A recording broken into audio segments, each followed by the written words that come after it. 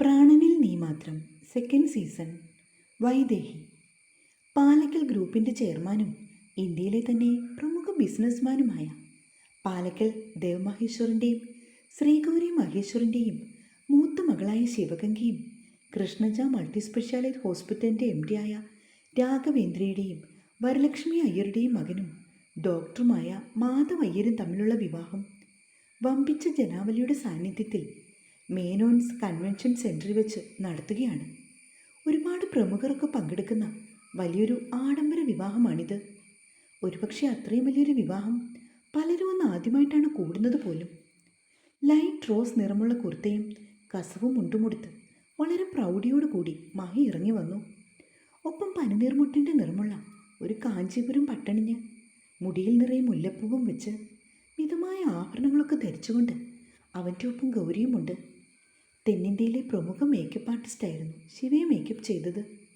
പിസ്താഗ്രീ നിറമുള്ള ഒരു സാരിയും അതിനോട് ചേരുന്ന ജ്വല്ലറി കളക്ഷൻസും ഒക്കെ ഇടുവിച്ച് ശിവയെ അണിയിച്ചൊരുക്കിയപ്പോൾ അവളൊരു ദേവതയെപ്പോലെയായിരുന്നു. എന്തിനും ഏതിനും നിർദ്ദേശങ്ങൾ നൽകിക്കൊണ്ട് അവളുടെ അടുത്ത് തന്നെ അനുജനായ രുദ്രദേവുമുണ്ട്. സ്ഥായി പാവം ഗൗരവമാണെങ്കിലും ചേച്ചിക്കുട്ടിയുടെ മുന്നിൽ അവൻ വെറും ദേവൂട്ടനാണ്. ആകെക്കൂടി ഒരു ഉത്സവ പ്രതീതി. മഹിയുടെ സഹോദരങ്ങളും അവരുടെ കുടുംബവുമൊക്കെ ഒരാഴ്ച മുന്നേ എത്തി. കസിൻസ് എല്ലാവരും കൂടി ഒത്തുചേർന്നപ്പോൾ വിവാഹ ഒരുക്കങ്ങൾ ആവേശത്തിലായി. ചെക്കനും കൂട്ടരും എത്തി. രുദ്ര, നീ അങ്ങോട്ട് വന്നേ, അവരെ സ്വീകരിക്കാൻ. വല്ലിച്ചൻ വന്ന് വിളിച്ചപ്പോൾ അവൻ അയാളുടെ ഒപ്പം പുറത്തേക്ക് ഇറങ്ങിപ്പോയി. കല്യാണപ്പല്ലക്കിൽ എഴുന്നള്ളിച്ച് കൊണ്ടുവരികയാണ് മാധവിനെ. കേരളത്തനിമ വിളിച്ചോതുന്ന രീതിയിലുള്ള സ്വീകരണ ചടങ്ങായിരുന്നു അവിടെ നടന്നത്. കഥകളിയും തെയ്യവും പൂക്കാവടിയും മലയാളി മംഗവാരും എന്നു വേണ്ട, ആർക്കും വർണ്ണിക്കാൻ പോലും ആകാത്ത തരത്തിലുള്ള ചടങ്ങായിരുന്നത്. മുല്ലപ്പൂക്കൾ കൊണ്ട് അലങ്കരിച്ച പന്തലിലേക്ക് ചെക്കനെയും കൂട്ടരെയും ആനയിച്ചു കൊണ്ടുവന്നിരുത്തിയ ശേഷമാണ് ശിവയെ എതിരേൽക്കാൻ എല്ലാവരും പോയത്. ആർപ്പുവിളികളും ആരവങ്ങളും ഒക്കെയായി അവൾ ഒരു രാജകുമാരിയെപ്പോലെ എഴുന്നള്ളി വന്നു. സദസ്സിനെ സ്വാഗതം ചെയ്തുകൊണ്ട് ഇരുവരും മണ്ഡപത്തിൽ സീതാരാമന്മാരെ പോലെ ശോഭിച്ചു നിന്നു. തങ്ങളുടെ മകളെ വിവാഹവേഷത്തിൽ കണ്ടപ്പോൾ മഹിയുടെയും ഗൗരിയുടെയും മിഴികളിൽ ആനന്ദാശ്രു പൊലിഞ്ഞു. ചേച്ചിയോട് ചേർന്നുകൊണ്ട് രുദ്രൻ നിപ്പുണ്ട്. മുഹൂർത്തമായപ്പോൾ ക്ഷേത്ര പുരോഹിതന്മാർ മന്ത്രോച്ചാരണം തുടങ്ങി. മഹിയും ഗൗരിയും കൂടി തങ്ങളുടെ പൊന്നുമോളെ മാധവിൻ്റെ അരികിൽ ചേർത്ത് നിർത്തി. മാധവിൻ്റെ കയ്യിലേക്ക് മഞ്ഞ ചരടിൽ കോർത്ത ആലിലത്താലി നൽകിക്കൊണ്ട് ചടങ്ങുകൾ ആരംഭിച്ചു. ശ്ലോകങ്ങളും കീർത്തനങ്ങളും ഒക്കെ ചൊല്ലിയ ശേഷം പ്രാർത്ഥനയോടുകൂടി മാധവ് അങ്ങനെ ശിവയുടെ കഴുത്തിൽ താലി ചാർത്തി. ആ നിമിഷത്തിൽ കൊട്ടും കുരുവയും ഉയർന്നു. പുഷ്പവൃഷ്ടിയും ആരവങ്ങളും നിരവധി ഫ്ലാഷുകൾ മിന്നി മാറിക്കൊണ്ടേയിരുന്നു. എല്ലാ മുഖത്തും സന്തോഷം മാത്രം.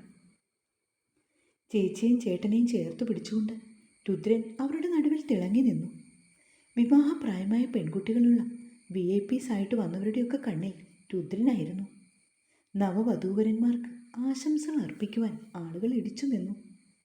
പാലക്കൽ ഗ്രൂപ്പിൻ്റെ എല്ലാ സ്ഥാപനങ്ങളിൽ നിന്നുമുള്ള ജോലിക്കാരൊക്കെ അവിടെ എത്തിച്ചേർന്നിരുന്നു. അവർക്കൊക്കെ ധരിക്കുവാൻ വേണ്ടി പുതിയ ഡ്രസ്സുകൾ മഹിയും ഗൗരിയും പ്രത്യേകം വാങ്ങിക്കൊടുത്തു. ആളുകൾ ഒന്നൊന്നായി പിന്നെയും എത്തിക്കൊണ്ടേയിരുന്നു.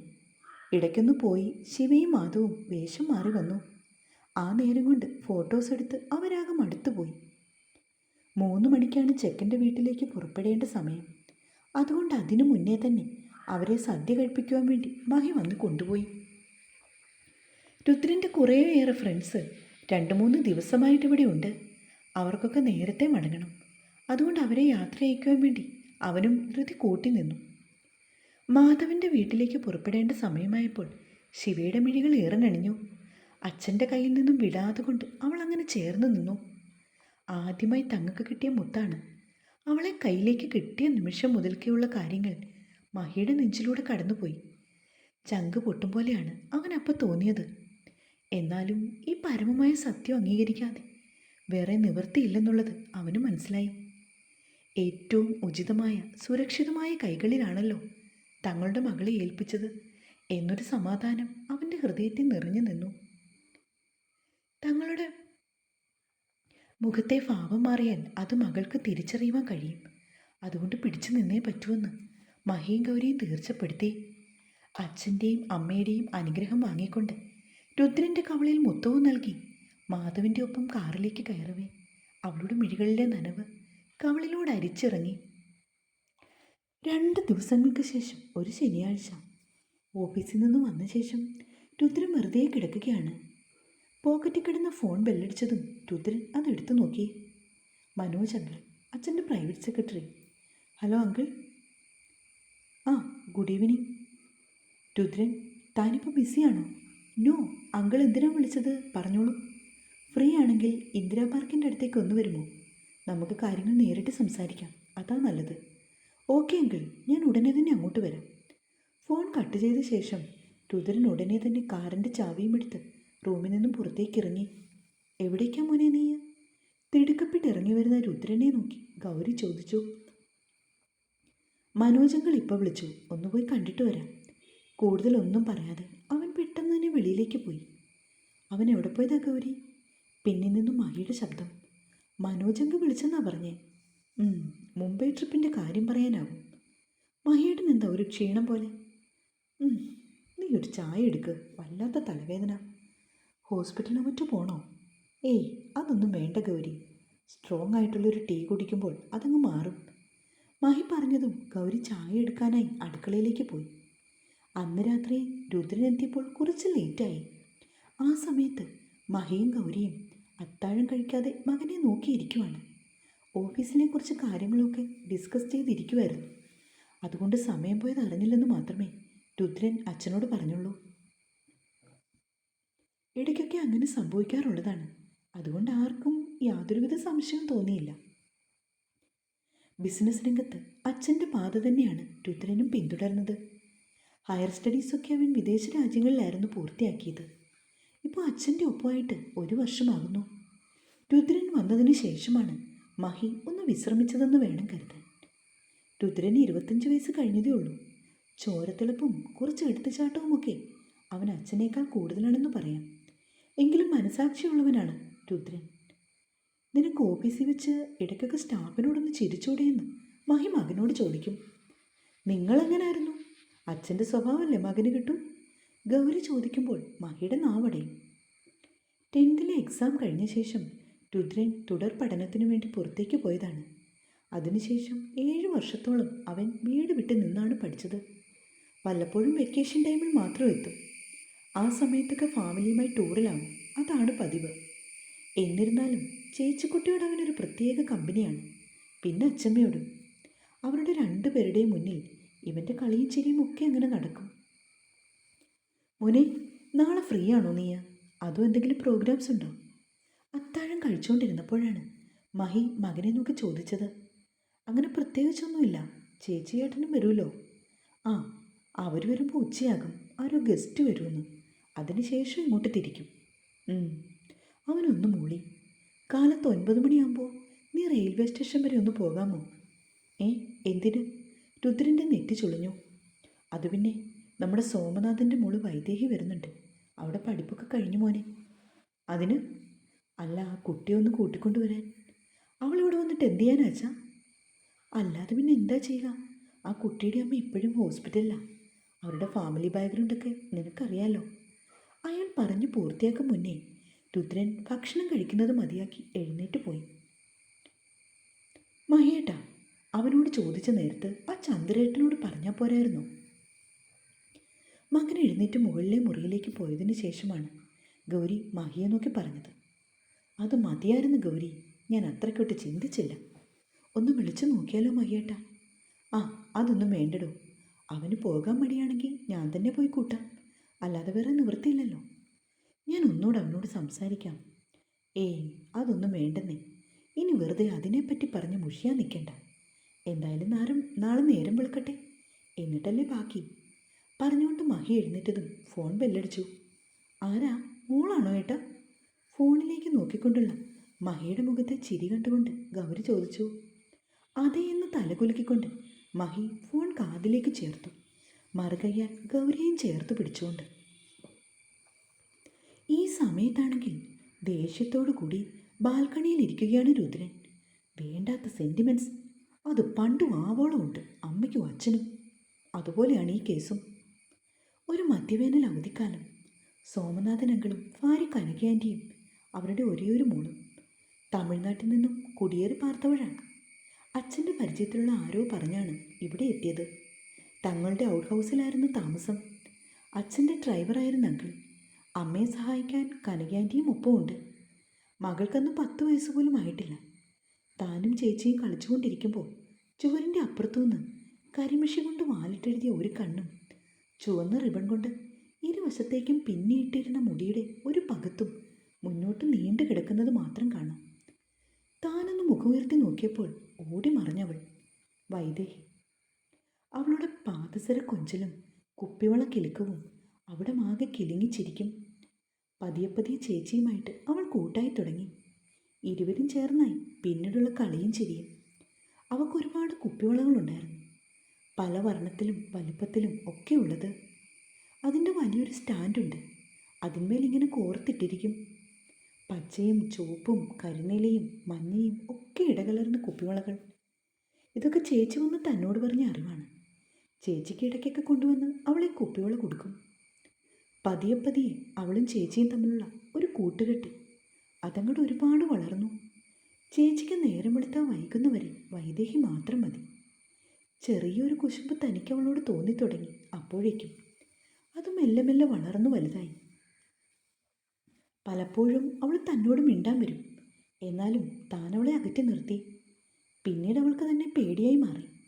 ഇടയ്ക്കെങ്ങാനും ചുരുങ്ങിയ ചില വാക്കുകളിൽ എന്തെങ്കിലും പറഞ്ഞാലായി, അത്ര തന്നെ. അവധി കഴിഞ്ഞ് സ്കൂൾ തുറക്കാറായപ്പോൾ അച്ഛനാണ് വൈദേഹിയെ തങ്ങൾ പഠിക്കുന്ന സ്കൂളിൽ ചേർത്തത്. അത്രയും വലിയൊരു സ്കൂളിൽ, അതും ഡ്രൈവറുടെ മോൾ. പലരും നെറ്റിച്ചുളിച്ചു.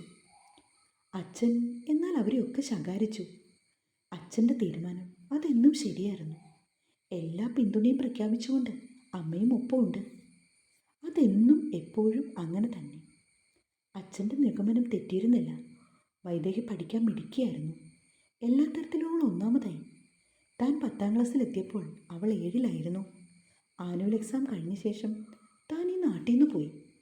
പോകുന്നതിൻ്റെ തലേ ദിവസം അച്ഛനും അമ്മയും ചേച്ചിയുമൊക്കെ എന്തൊക്കെയോ ഷോപ്പിംഗ് നടത്താൻ പുറത്തേക്ക് പോയതാണ്.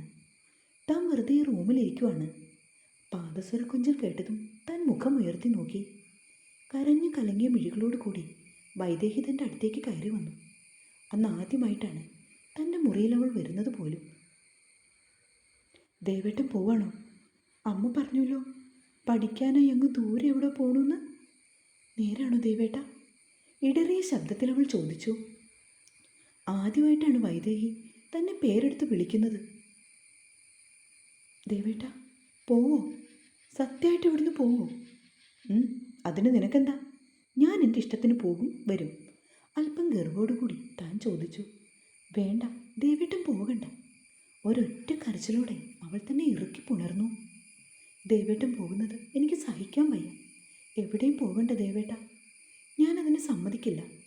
തൻ്റെ നെഞ്ചിൽ മുഖമുരുട്ടി തന്നെ ഇറുക്കി പുണർന്ന് കരയുന്നവളെ നോക്കി ഒരു നിമിഷം പകപ്പോടെ നിന്നു. എന്നിട്ട് അവളെ പിടിച്ച് ഊക്കോടെ ഒരൊറ്റ തള്ളായിരുന്നു. അവളുടെ നെറ്റിപ്പോയി ശക്തിയിൽ ചുവരിലേക്ക് ഇടിച്ചു. രക്തം കിനിഞ്ഞു. നിലത്തേക്ക് അവൾ ഊർന്നിരുന്നു. ഉറക്കെ അമ്മയെന്ന് വിളിച്ചുകൊണ്ട് കയ്യിലൂടെ മുഴുവൻ രക്തം ഒഴുകിയിറങ്ങി. ദേവേട്ട. അവളുടെ ചുണ്ടുകൾ വിറച്ചു. എന്താടി, നിനക്കെന്നോട് പ്രേമാണോ? എന്തടി? അവളുടെ ഇരുത്തോളിലും പിടിച്ചു പൊക്കി നിർത്തിക്കൊണ്ട് അവളെ വെറുപ്പോടെ നോക്കി. നാണല്ലടി നിനക്ക്? എന്നാ പ്രായമുണ്ടടി? അതും പാലക്കൽ വീട്ടിലെ രുദ്രദേവിനെ പ്രണയിക്കാനുള്ള എന്താ നിനക്കുള്ളത്? മേലിൽ എൻ്റെ കൺമുമ്പിൽ പോലും വന്നേക്കരുത്. പറഞ്ഞില്ലെന്ന് വേണ്ട. അവളെ പിടിച്ച് തൻ്റെ മുറിയിൽ നിന്നും പുറത്താക്കി ഒരു ഊക്കോട് കൂടി വാതിൽ കൊട്ടിയടച്ചു. പിന്നീട് ഇന്നുവരേക്കും വൈദേഹിയെ താൻ കണ്ടിട്ടില്ല. പിറ്റേ ദിവസം യാത്ര പറഞ്ഞു പോകുമ്പോൾ കനകയാൻറ്റി മാത്രം മുറ്റത്ത് വന്ന് നിന്നു. വൈദേഹിയെ താനൊട്ട് തിരിഞ്ഞതുമില്ല. വല്ലപ്പോഴും അവധി കിട്ടുമ്പോൾ താൻ നാട്ടിൽ വരും. ആ സമയത്തൊക്കെ തൻ്റെ വരവറിഞ്ഞുകൊണ്ട് അവൾ നേരത്തെ തന്നെ എവിടേക്കെങ്കിലും മാറും. അങ്ങനെ ഇരിക്കും ഒരു ദിവസം അമ്മ വിളിച്ചപ്പോഴാണ് അറിഞ്ഞത് സോമനാഥനങ്കിൾ നെഞ്ചുവേദനയായിട്ട് ഹോസ്പിറ്റലിലാണെന്നുള്ള കാര്യം. താൻ പക്ഷേ അന്നത് അത്ര കാര്യമാക്കിയില്ല. പിന്നീട് 2 ദിവസം കഴിഞ്ഞപ്പോൾ ചേച്ചിയാണ് തനിക്ക് മെസ്സേജ് ഇട്ടത്. സോമനാഥനങ്കിൾ മരിച്ചു എന്നുള്ള വിവരം. പെട്ടെന്ന് കേട്ടപ്പോൾ തനിക്ക് വല്ലാത്ത ഷോക്ക്. അന്ന് വൈദേഹിയുടെ +2 എക്സാം തീർന്ന ദിവസമാണെന്നൊക്കെ ചേച്ചിയാണ് പറഞ്ഞത്. താനാണെങ്കിൽ ഇന്ന് കാനഡയിലാണ്, അതുകൊണ്ട് വരാനൊന്നും കഴിഞ്ഞില്ല. പിന്നീട് ആ കുടുംബത്തിൽ ഓരോരോ ദുരന്തങ്ങൾ വന്നുകൊണ്ടേയിരുന്നു. അങ്കിളിൻ്റെ മരണത്തോടെ കനക ആൻറ്റിയുടെ മാനസിക നില ആകെ തെറ്റി. ആരോടും മിണ്ടാതെ ആൻറ്റി റൂമിലിരുന്നു. ഓരോ ദിവസം ചെല്ലുന്തോറും ആൻറ്റിയുടെ നില വഷളായി തുടങ്ങി. അങ്ങനെ അച്ഛനും അമ്മയും ഒക്കെ ചേർന്ന് ആൻറ്റിയെ മാനസികാരോഗ്യ കേന്ദ്രത്തിലാക്കി. വൈദേഹി എന്തൊക്കെയോ സ്കോളർഷിപ്പൊക്കെ എഴുതിയ ശേഷം MBA പഠിക്കുവാൻ വേണ്ടി കോയമ്പത്തൂരിൽ പോയെന്നും ഇപ്പോൾ അവിടെയാണെന്നും അമ്മയും ചേച്ചിയുമൊക്കെ പറഞ്ഞാണ് താൻ അറിഞ്ഞത്. ഓർമ്മകൾ മനസ്സിൽ നിന്നും മായാതെ നിലകൊള്ളുകയാണ്. അന്നത്തെ കൗമാരകാലത്തെ ഓരോരോ ഭാവങ്ങൾ. പക്ഷെ എന്താണെന്നറിയില്ല, വൈദേഹിയോടുള്ള തൻ്റെ ഉള്ളിൻ്റെ ഉള്ളിലുള്ള ദേഷ്യം അത് വീണ്ടും വീണ്ടും കൂടി വന്നു. അതെന്തിനാണാവോ? കണ്ടുപിടിക്കാൻ ഇതേവരെയായും ശ്രമിച്ചതുമില്ല. ചേച്ചിയുടെ ഫോണിലേക്ക് ഇടയ്ക്ക് ഏതോ ഒരു കോളേജ് ഫംഗ്ഷന് വേണ്ടി അവളൊരു സാരിയൊക്കെ ഉടുത്തു നിൽക്കുന്ന ഫോട്ടോ അയച്ചു കൊടുത്തത് അവൻ ഓർത്തു. താനും അമ്മയും കൂടി ഭക്ഷണം കഴിച്ചുകൊണ്ടിരുന്നപ്പോഴാണ് ചേച്ചി അവളുടെ ഫോട്ടോ കാണിച്ചു കൊടുത്തത്. അങ്ങനെയാണ് അവളെ ലാസ്റ്റ് കണ്ടത്. അവൻ ഒരു നെടുവീർപ്പോടു കൂടി എഴുന്നേറ്റ് വലിയ 2 ബാഗുകൾ, അതിലൊന്ന് തോളിലും ഒരെണ്ണം വലങ്കൈയിലും വലിച്ചുകൊണ്ട് അകലിൽ നിന്ന് നടന്നു വരുന്നവളെ നോക്കി രുദ്രൻ തൻ്റെ വണ്ടിയിലിരുന്നു. വളരെ ആയാസപ്പെട്ടാണ് അവൾ നടന്നു വരുന്നത്. എന്നിട്ടൊന്നും ഇറങ്ങാൻ പോലും കൂട്ടാക്കാതെ അവൻ അതേ നിലയിലിരുന്നു. ചുറ്റിനും മിഴികൾ കൊണ്ട് പരതുന്നവളെ അവൻ തൻ്റെ കാറിൻ്റെ ഹോൺ മുഴക്കി. വായിച്ചിട്ട് എന്തേലും പറഞ്ഞു പോണേ. ഇഷ്ടമാണെങ്കിൽ നിങ്ങൾ സപ്പോർട്ട് ചെയ്യണം കേട്ടോ.